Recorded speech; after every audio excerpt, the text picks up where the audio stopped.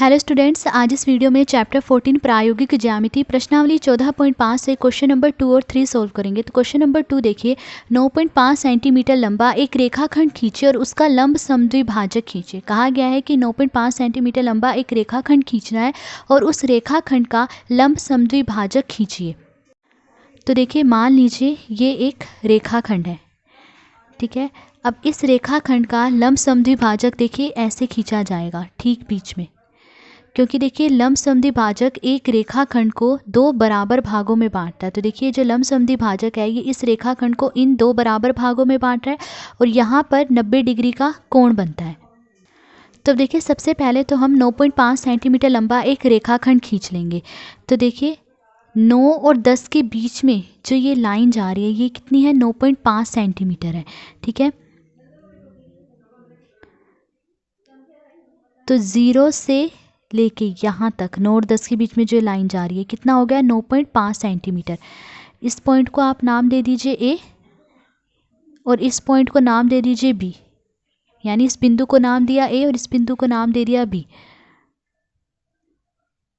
तो देखिए 9.5 सेंटीमीटर लंबा एक रेखाखंड ए बी हमने खींच दिया। अब इस रेखाखंड ए बी का हमें लंब समद्विभाजक खींचना है। तो कैसे खींचेंगे, देखिए इस बिंदु ए पे प्रकार की नोक को रखते हुए इस रेखाखंड ए बी के आधे से ज़्यादा प्रकार खोलेंगे। तो देखिए इस रेखाखंड ए बी का आधा कितना हो गया, इतना। अब आधे से ज़्यादा आप जितनी मर्जी प्रकार खोल लीजिए। तो देखिए बिंदु ए पे मैंने प्रकार की नोक रख दी है।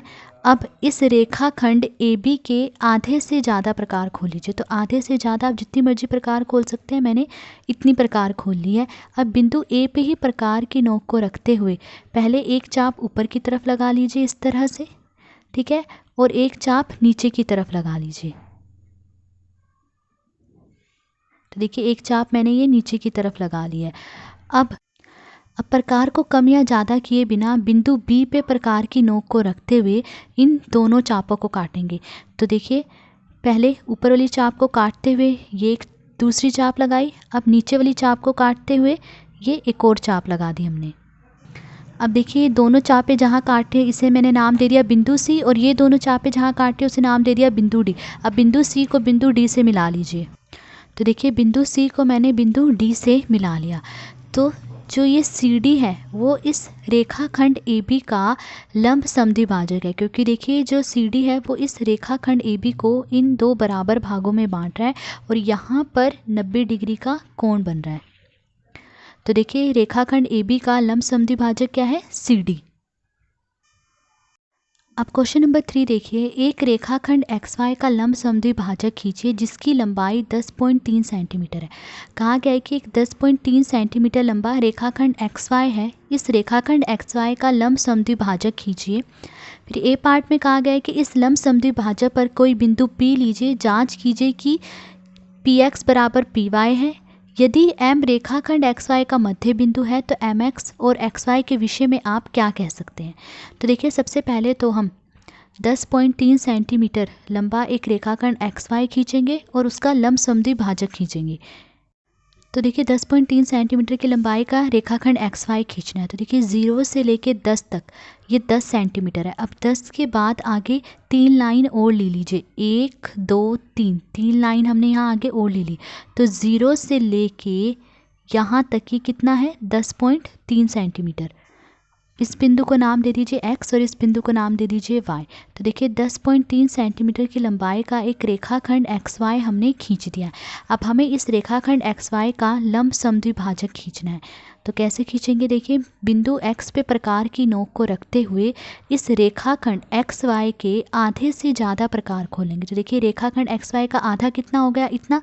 आधे से ज़्यादा आप जितनी मर्जी प्रकार खोल लीजिए। तो देखिए बिंदु x पे मैंने ये प्रकार की नोक रख दी। अब इस रेखाखंड एक्स वाई के आधे से ज़्यादा प्रकार खोल लीजिए। तो देखिए इस रेखाखंड एक्स वाई के आधे से आप जितनी ज़्यादा प्रकार खोल सकते हैं खोल लीजिए। तो देखिए आधे से ज़्यादा मैंने ये इतनी प्रकार खोल ली है।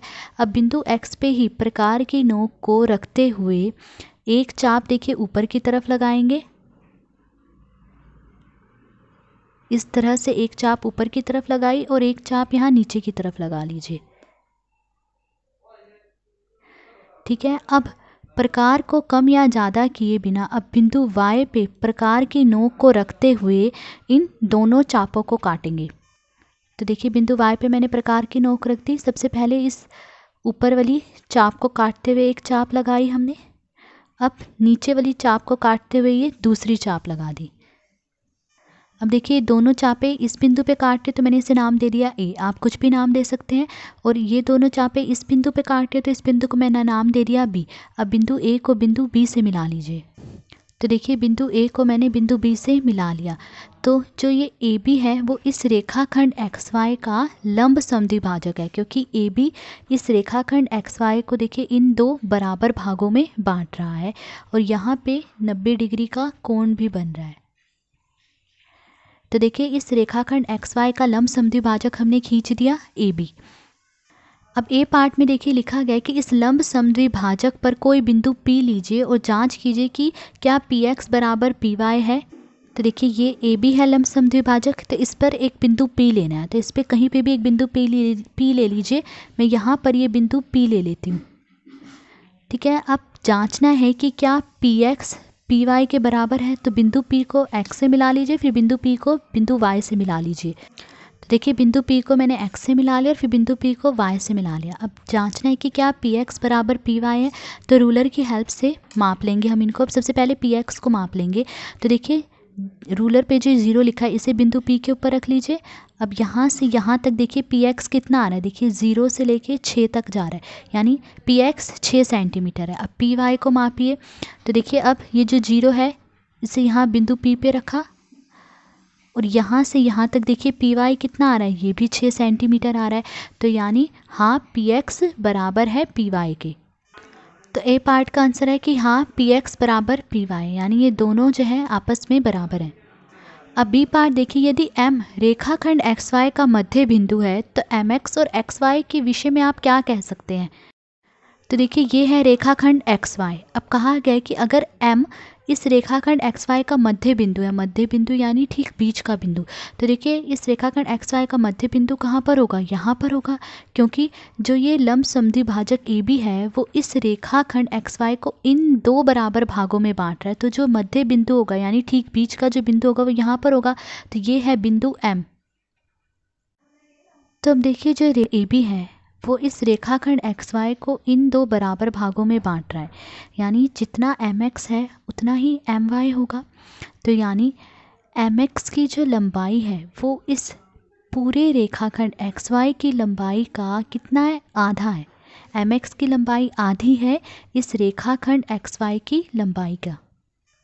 तो mx और xy के विषय में हम क्या कह सकते हैं, हम ये कह सकते हैं कि mx की लंबाई आधी है xy की लंबाई के। तो आज इस वीडियो में हमने क्वेश्चन नंबर 2 और 3 सॉल्व करा। अगर आपको वीडियो पसंद आई हो तो please like, share and subscribe. Thank you.